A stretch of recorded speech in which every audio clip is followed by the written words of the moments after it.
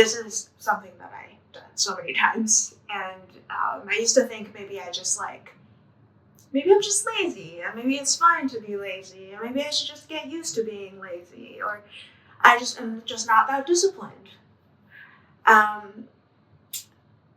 It's something that I have spent a lot of time, a lot of years actually, with the New Year's resolutions of, okay, I'm going to get off Netflix, I'm going to stop doom scrolling, I'm going to stop rewatching Gossip Girl, I'm going to stop rewatching Gilmore Girls. There's a lot of shows with G's in the beginning. Anyway, I knew that it wasn't harmless.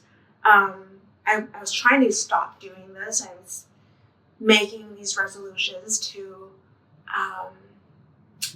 stop having this habit. And I realized I was also just spending hours and hours like doing this thing and not getting anything out of it. It was like I was, really, really love chocolate, and I keep eating chocolate, and then I just don't even enjoy eating chocolate anymore. So why do you keep doing this thing if it's not making you feel any better? So a few weeks ago, I was on a bike ride home from like a really long day, and I just, had reset this intention of, I'm going to stop watching Netflix. I'm going to stop doom scrolling. And I was doing really well for several days. And I was, I was journaling, I was meditating, I was on a roll. But I was biking home, and I was just like starting to feel this kind of pressure on my chest, and this weight that was inside my body, and I could just feel the beginning of this feeling that you get before you start crying. And I just really needed to get rid of it, and I knew the best way to get rid of it was Netflix. And I know that this is not something that always happens when I go on Netflix, or when I turn on my phone. Sometimes it's just out of habit. But in that moment, it was, I am trying to escape this feeling. I don't want to feel it. I want to turn it off. And this is something that I've had in my life for a long time. I moved to the States when I was really young, and when I moved here, I was about 10. I started living with my grandparents. They didn't speak English or Chinese, and they just spoke mostly Taiwanese. They were also a different generation, so they didn't really know how to communicate with me or connect with me. So I was kind of mostly on my own. I didn't speak English at all at this point. My mom is kind of the type of parent who just drop them in the pool and they'll figure out how to swim before they drown. And that was kind of what I was doing. I was just going to school, not knowing what was in the textbooks, what the teachers were saying, and not speaking any English. I didn't have any friends at school, and I just felt very isolated at the time. And during this time, the thing that really made me feel better was going home and turning on YouTube and watching these shows that I used to watch when I was in Taiwan. And it was just these moments where I felt these couple of hours where I could actually even understand what someone else was saying, and felt like I was connecting to something that's not me, and just this dark kind of isolated feeling. And back then, those shows, they really pulled me back to earth from just floating in outer space. But I think now it's not doing that for me anymore, and really it's costing me something. And I think what it's costing me is that it is preventing me from having the opportunities to come back to myself and really kind of be with myself. And I know that this is some new age woo-woo thing that people talk about on the internet, but never really explain. Kind of a cheesy thing of, you gotta see yourself, you gotta witness yourself, you gotta be with yourself. What does that mean, and why do you need to do that? I don't know. um, but I do know that there are moments when, when I'm like playing on the piano, and there's this piece I've been learning for a really long time, Claire de Lune. And the reason I've been learning it for a long time is because I keep like doing this thing where I'm doom scrolling instead of going on the piano. But when I am playing it, most of the time it kind of just feels like I'm just like, okay, like these are the notes. I know how to play the notes. I can read the sheet music. I'm memorizing the notes.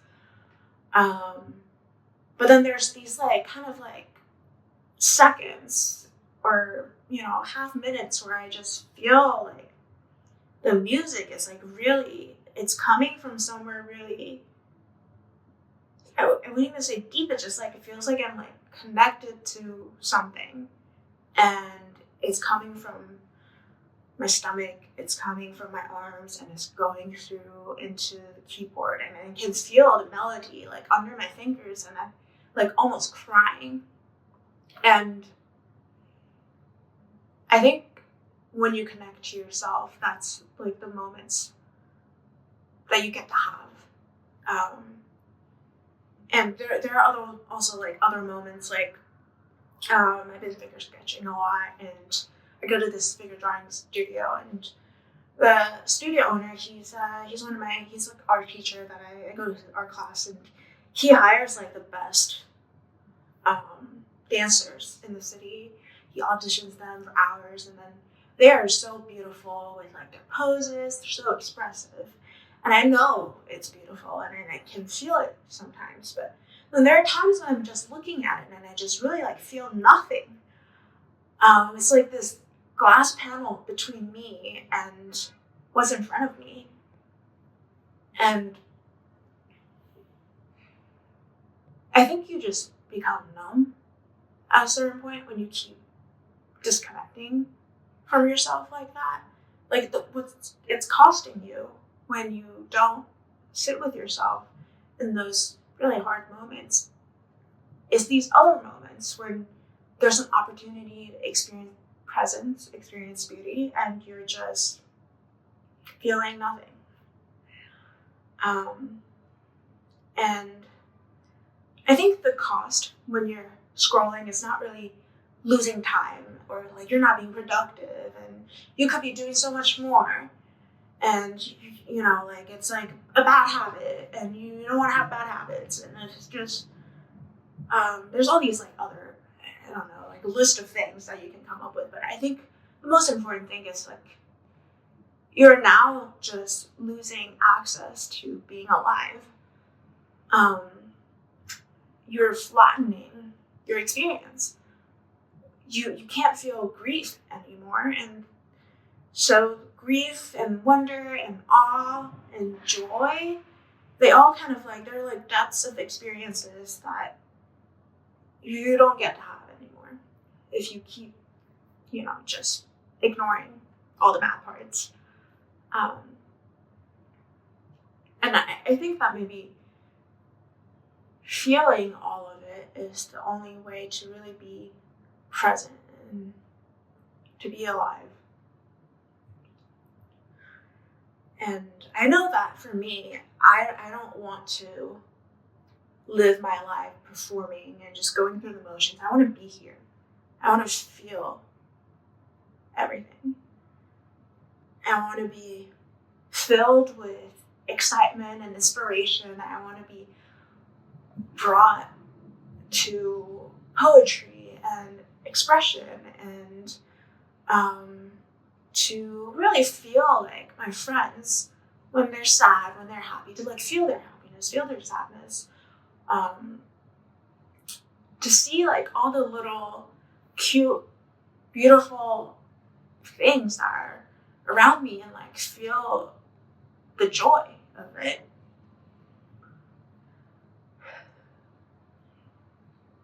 So I'm not going to quit cold turkey because I know that's not going to work. I've tried that before.